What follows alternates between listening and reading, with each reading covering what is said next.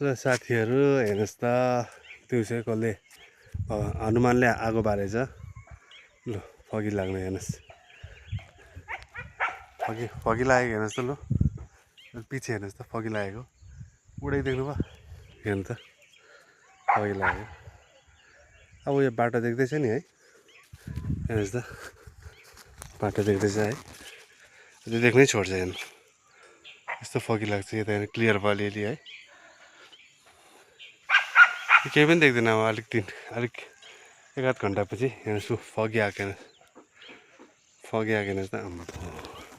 यस्तो छ है यहाँको क्लाइमेट चाहिँ एकदम मस्त है, न पसिना न गर्मी, बस चिल्ड।